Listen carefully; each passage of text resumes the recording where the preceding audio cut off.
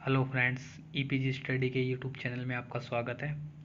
आज हम second chapter 12th class अर्थव्यवस्था की केंद्रीय समस्याएं, जिसका पहला पार्ट हमने इससे पहले वीडियो में अपलोड कर दिया था। आज हमने कुछ नया करने की कोशिश की है। आज हम क्वेश्चन टू क्वेश्चंस वीडियो बनाएंगे, जिससे आपको अच्छे से समझ में आए इकोनॉमिक्स। क्योंकि काफ़ी बार क्या होता है कि टॉपिक से जो रिलेटेड वीडियो होती है उनमें क्या होता है कि आप बच्चे समझ नहीं पाते हैं, उनमें सब कुछ मिक्स हो जाता है और उनको एकदम से कुछ पता नहीं लगता है कि ये क्या हो गया और ये किस तरीके से हो गया। तो आज हमने कुछ नया करने की कोशिश की है, तो देखते हैं क्वेश्चन टू क्वेश्चंस कैसे इस चीज़ को रिलेट किया जा सकता है। इससे क्या है, उनको इजी आसानी हो जाएगी क्वेश्चंस पढ़ने में भी और लिखने में भी। क्यों? क्योंकि जो हमारे 12th क्लास बेस है उसमें क्या है कि ज़्यादातर हमें क्वेश्चंस लिख के दिखाने होते हैं क्लास में, और अगर हम वीडियो से समझा रहे हैं तो उसके अंदर हम उनको अच्छे से एक्सप्लेन नहीं कर पाते कि क्या चीज़ है। तो आइए हम देखते हैं आज क्वेश्चन टू क्वेश्चंस। तो हमारा क्वेश्चन है, उत्पादन संभावना वक्र क्या है, एक तालिका तथा चित्र द्वारा स्पष्ट करें। तो हमें पीपीसी वक्र, पीपीसी कर्व को समझाना है, और एक डायग्राम और एक टेबल के द्वारा। तो आइए देखते हैं। सबसे पहले उत्पादन संभावना वक्र वह वक्र है जो दिए हुए साधनों तथा तकनीकों में दो वस्तुओं के उत्पादनों की वैकल्पिक संभावनाओं को प्रकट करती है। कहने का मतलब ये है कि यहाँ पे जो कर्व है जिसके बारे में बात हो रही है, वो दिए हुए जो हमारे फैक्टर है, साधन है और जो टेक्निक है, उनमें दो वस्तुओं के उत्पादन की अल्टरनेटिव संभावनाओं को प्रकट करती है। यानी कि जो हमारे अल्टरनेटिव जो पॉसिबिलिटी है, जो संभावना है अलग अलग, उनको प्रकट करके दिखाएगा कि जो हमारे पास साधन है या तकनीक है, जो भी हमारे पास टेक्निक है या फैक्टर है जिनके द्वारा हम किसी वस्तु का निर्माण कर रहे हैं, उसमें दो वस्तुओं के उत्पादन, यानी कि दो कमोडिटी है जिनका हमें प्रोडक्शन करना है, और उन्हें अल्टरनेटिव पॉसिबिलिटी किस तरीके से हम कर सकते हैं। तो ये सारी चीज़ हमारी पीपीसी वक्र समझाता है। इसके बाद है, देखते हैं, यह रेखा दी हुई स्थिति में दो वस्तुओं के उत्पादन की अधिकतम सीमा निर्धारित करती है, इसीलिए इसे उत्पादन संभावना सीमा भी कहा जाता है। यानी कि जो ये रेखा दी गई है, ये दो वस्तुओं के उत्पादन की अधिकतम सीमा निर्धारित करती है, यानी कि मैक्सिमम लेवल तक की जो सीमाएं होती है उनको निर्धारित करेगी कि दो वस्तुओं को हम ज़्यादा से ज़्यादा कितना उत्पादन कर सकते हैं। उस सीमा को, जो हमारा मैक्सिमम उत्पादन हो सकता है, उसको निर्धारित करेगी। इसीलिए इसे उत्पादन संभावना सीमा भी कहा जाता है। ठीक है। तो इसके बाद है, इसे रूपांतरण रेखा भी कहा जाता है। अब देखेंगे, इसे ट्रांसफॉर्मेशन लाइन भी कहते हैं। क्यों कहते हैं? क्योंकि एक रेखा से ज्ञात होता है कि यदि एक वस्तु x, मान लो कोई कमोडिटी है x का अधिक उत्पादन किया जाता है, उसका अधिक उत्पादन किया जाएगा, तो दूसरी वस्तु y के उत्पादन के साधन हटाकर x वस्तु के उत्पादन में लगाए जाएंगे। यानी कि देखो, हमारे पास दो वस्तुएं हैं, एक x है, एक y, यानी कि टू कमोडिटी का हम प्रोडक्शन कर रहे हैं। तो हमें क्या है कि अगर हमें x वस्तु का ज़्यादा प्रोडक्शन करना है तो हम क्या करेंगे, y वस्तु के जितने भी फैक्टर हैं या जो भी उसकी टेक्निक है उनको निकाल कर हम x वस्तुओं में लगा देंगे। तो उससे क्या होगा, उसमें ज़्यादा से ज़्यादा प्रोडक्शन होने लग जाएगा। अर्थात वस्तु y का वस्तु x में रूपांतरण किया जाएगा। यानी कि अब आपको समझ में आ रहा होगा कि जो फैक्टर हमने निकाल के x वस्तु में लगाए हैं, तो वहाँ पे क्या हो गया, उनका रूपांतरण हो गया। तो इसे ही हम क्या कहते हैं, ट्रांसफॉर्मेशन लाइन कहते हैं। इसके बाद इसकी परिभाषा देखते हैं कि इसकी परिभाषा क्या है। सैमुअल्सन के अनुसार उत्पादन संभावना वक्र वह वक्र है जो दो वस्तु या सेवाओं के उन सभी संयोगों को प्रकट करती है जिनका अधिकतम उत्पादन एक अर्थव्यवस्था के दिए हुए साधनों तथा तकनीक के द्वारा साधनों के पूर्ण रोजगार की स्थिति में संभव होता है।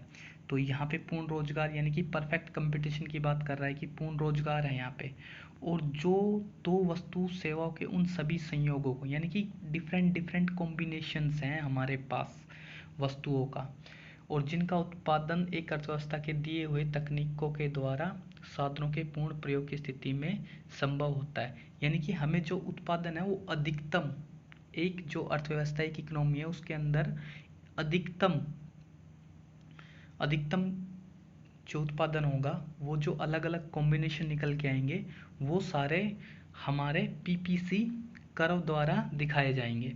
यानी कि कहने का मतलब ये है, आप इसे नॉर्मली भाषा में समझ सकते हो कि पीपीसी वक्र वह वक्र है जो दो वस्तुओं और वस्तु और सेवाओं के उन सभी संयोगों को दर्शाता है। यानी कि जितने भी हमारे कॉम्बिनेशंस हैं ना उन सभी को दर्शा देता है जिनसे उत्पादन अधिकतम होगा। यानी कि ज़्यादा से ज़्यादा अधिकतम उत्पादन है उनको दर्शाता है। एक अर्थव्यवस्था में दिए हुए साधन तथा तकनीक के साधनों के पूर्ण रोजगार की स्थिति में संभव होता है कि वहाँ पे फुल एम्प्लॉयमेंट है और साधनों का पूर्ण प्रयोग हो रहा है। ठीक है, अब देखेंगे इसकी मान्यताएं। तो क्योंकि आपको पता है अगर जो कर्व है उसकी कुछ मान्यता होती है जिनके ऊपर वो डिपेंड होता है। तो देखते हैं, उत्पादन के साधनों की स्थिति मात्रा, ये स्थिति नहीं स्थिर मात्रा है, उत्पादन के साधनों की स्थिर मात्रा। तो देखेंगे उत्पादन के साधनों की मात्रा स्थिर है परंतु सीमित मात्रा में उन्हें एक प्रयोग से दूसरे प्रयोग में ट्रांसफर किया जा सकता है।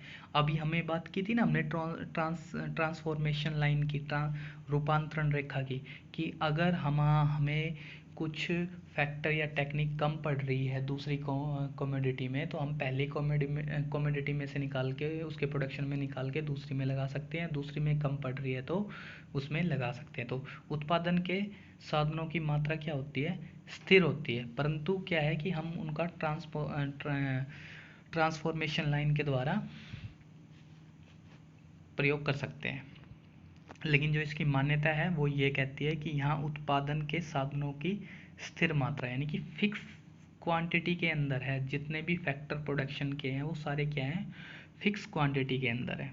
दूसरा, उपलब्ध साधनों का पूर्ण व कुशल उपयोग। अब देखेंगे जो हमारे पास अवेलेबल रिसोर्स हैं उनको हमें कुशल और पूर्ण प्रयोग करना है, यानी कि उनका हमें अच्छी तरीके से प्रयोग करना है। ये नहीं है कि हमें उन्हें छोड़ देना है या मतलब कि अच्छे तरीके से प्रयोग नहीं करना है। तो इसीलिए जो हमारे पास उपलब्ध साधन है यानी कि अवेलेबल जो रिसोर्स है उनको अच्छी तरीके से प्रयोग करना है और इफ़िशेंट तरीके से करना है। ठीक है, इसके बाद देखेंगे कांस्टेंट टेक्नोलॉजी, यानी कि स्थिर तकनीक है। जो हमारी टेक्निक है वो हमारी स्थिर है, उसमें कोई परिवर्तन नहीं होगा, ये इसकी एक मान्यता है। इसके बाद दो वस्तुएं, एक इसकी जो फोर्थ मान्यता है वो है यहाँ पे टू कमोडिटीज यानी कि टू गुड्स। ठीक है, अर्थव्यवस्था में केवल दो वस्तुओं का या वस्तुओं के संयोगों का उत्पादन किया जाता है, जैसे गेहूं, कपड़ा, या पूंजीगत वस्तुएं या उपभोक्ता वस्तुएं।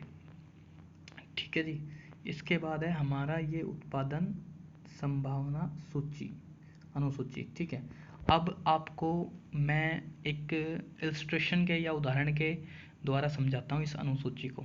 मान लीजिए एक अर्थव्यवस्था निर्णय लेती है कि वह अपने पास जितने भी उसके पास उपलब्ध साधन है उनके द्वारा गेहूं और कपड़े का उत्पादन करेगी। यदि उत्पादन के सारे साधन गेहूं में उत्पादन में प्रयोग में किए जाएंगे तो 6 टन गेहूं उत्पादन किया जा सकता है।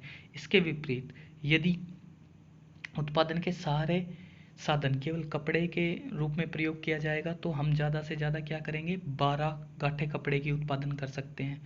यदि अर्थव्यवस्था दोनों वस्तुओं का उत्पादन करना चाहती है, इन सीमाओं के भीतर दोनों वस्तुओं के कई संयोगों का उत्पादन किया जा सकता है।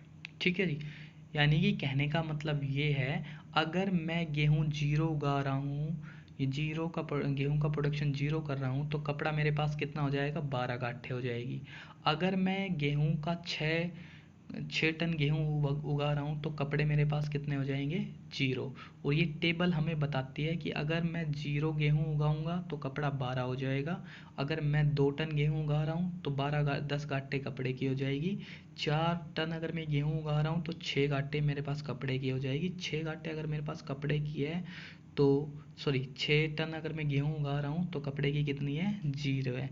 तो मैं इससे आपको समझा पा रहा हूँ कि एक कॉम्बिनेशन बनते जा रहे हैं। अगर हमारे पास 0 गेहूं है तो कपड़ा 12 है, और अगर हमारे पास 2 टन गेहूँ है तो कपड़ा 10 है, और हमारे पास 4 गेहूँ है तो हमारे पास 6 कपड़ा है। अगर हमारे पास 6 गेहूँ है तो 0 हमारे पास कपड़ा है। तो इसको अच्छे से समझ गए होंगे आप, ठीक है। इसके बाद हम देखते हैं हमारा ये कर्व। तो आप देखिए, जो हमारा कपड़ा है वो हमारा वाई एक्सिस पे है, और जो हमारे गेहूँ है वो एक्स एक्सिस पे है। तो हम उस तरीके से समझने की इसको कोशिश करते हैं। अब देखो, सबसे पहले मैंने आपको बताया था, अगर मैं 0 कपड़ा ले रहा हूँ तो 6 टन मेरा गेहूँ हो गया, ठीक है। इसी तरह अगर मैं 12 कपड़े ले रहा हूँ तो 0 मेरा क्या हो गया, गेहूँ हो गया, ठीक है। तो अब देखते हैं इसके बाद, 2 मेरा गेहूँ है तो मेरा कपड़ा कितना हो गया, 10 हो गया। उसके बाद 4 अगर मेरा गेहूँ है तो 6 मेरा क्या हो गया, कपड़ा हो गया, ठीक है जी। उसके बाद 6 गेहूँ है तो कपड़ा ये कितना हो गया मेरा, 0 हो गया, ठीक है। तो जो जो ये लाइन ऊपर से नीचे की ओर आ रही है इसे ही हम पीपीसी बोलते हैं, यानी कि प्रोडक्शन, ठीक है, पॉसिबिलिटी कर्व। इसके द्वारा ही हमें बताया जाता है कि हम कौन से संयोगों को लें जो दो वस्तुओं के कॉम्बिनेशन को हमें बताए और हम ज़्यादा से ज़्यादा उत्पादन इसका कर सकें, ठीक है। तो मेरे दिए हुए लेक्चर से आशा करता हूँ आप समझने की कोशिश की होगी और आपको कुछ समझ में आया होगा, ठीक है। तो यहाँ पे कहने का मतलब ये है, बस only PPC curve only 2 combinations को दर्शाता है, 2 वस्तुओं के कॉम्बिनेशन को, कि हमें उत्पादन को अधिकतम स्तर पर ले जाना है। और जो कॉम्बिनेशन है, जो हमारा कॉम्बिनेशन है वो किस तरीके से हो सकता है कि हम दोनों वस्तुओं को लें, ठीक है। अब इसके बाद देखते हैं हमारा एक, वो इसमें ऐड नहीं था क्वेश्चन, ये मैंने अपनी तरफ से ऐड किया है कि उत्पादन संभावना वक्र की 2 मुख्य विशेषताएं। अब इसकी विशेषताएं देखते हैं। उत्पादन संभावना वक्र का ढलान हमेशा नीचे की ओर होगा। जो हमारा स्लोप है इसका पीपीसी कर्व का वो डाउनवर्ड होगा, यानी कि ऊपर से नीचे की तरफ ढलात्मक होगा। ऐसा क्यों होगा देखते हैं।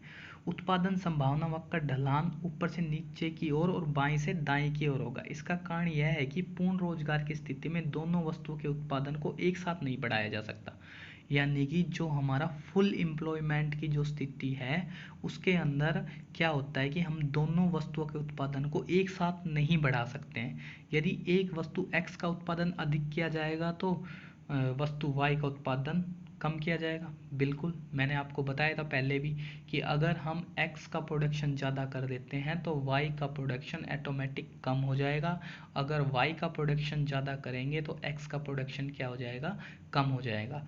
तो यहाँ पर पूर्ण रोजगार की जो स्थिति होती है उसके अंदर हम दोनों कमोडिटियों का प्रोडक्शन एक साथ नहीं बढ़ा सकते हैं, इसीलिए वो हमेशा डाउनवर्ड होता है, ठीक है जी। इसके बाद हमारा सेकंड क्वेश्चन, उत्पादन संभावना वक्र मूल बिंदु के नतोदर होती है, यानी कि production possibility curve concave to the point of origin, ठीक है, मूल बिंदु के नतोदर होगी ये। इसका कारण यह है कि x वस्तु की प्रत्येक इकाई का उत्पादन करने के लिए y वस्तु की पहले की तुलना में अधिक इकाइयों का त्याग करना पड़ेगा, यानी कि जो हमें x वस्तु की प्रत्येक इकाई का उत्पादन करने के उत्पादन करते हैं तो y वस्तु की पहले की तुलना में अधिक इकाइयों का त्याग करना पड़ेगा, ठीक है। यानी कि जो जब हम x वस्तु की जो एक प्रत्येक इकाई, यानी कि जो हमारे पास अगर हम कोई x वस्तु है और उसकी एक अतिरिक्त इकाई का प्रयोग कर रहे हैं, यानी कि हमने एक अलग से एक अतिरिक्त इकाई का उत्पादन करेंगे, तो क्या करेंगे, जो हमारे पास y की जो इकाइयाँ थी पहले उसका जो त्याग कर रहे थे, कि जैसे मान लो अगर हमारे पास पहले अगर हम 3 x इकाइयाँ ले रहे थे और y की हमें 2 इकाइयों का त्याग करना पड़ रहा था, तो अब क्या करेंगे, अब जो उनका कॉम्बिनेशन था कि पहले 3x की हो रही थी, 2 उसकी हो रही थी, तो अब अगर हम एक्स्ट्रा कर रहे हैं तो अब हमें क्या है, उसकी ज़्यादा इकाइयों का त्याग करना पड़ेगा, ठीक है जी। और इसे क्या कहते हैं, अवसर लागत कहते हैं। तो y के उत्पादन में होने वाली हानि के रूप में बढ़ने की प्रवृत्ति प्रकट करती है। अब देखेंगे कि अगर जैसे जैसे हम x की जो इकाइयाँ उनका अतिरिक्त उत्पादन करते जाएंगे तो क्या होगा, y हानि के रूप में बढ़ जाएगी। ठीक है, तो इसीलिए अन्य शब्दों में उत्पादन है जो बढ़ती अवसर लागत के नियम के आधार पर होगा, यानी कि लॉ ऑफ इंक्रीजिंग कॉस्ट के आधार पर होगा। ठीक है, आशा करता हूँ मेरे द्वारा संतुष्ट हो पाएंगे। अगर नहीं हो पाए हैं तो कमेंट में लिखिए, मैं इसको अच्छे से दोबारा फिर करवा दूंगा। हमारे चैनल को सब्सक्राइब कर लीजिए। क्वेश्चंस बेस इकोनॉमिक्स आपको समझा दी जाएगी अच्छे से, और टॉपिक वाइज भी आपको क्लियर किया जाएगा। ठीक है जी, थैंक यू।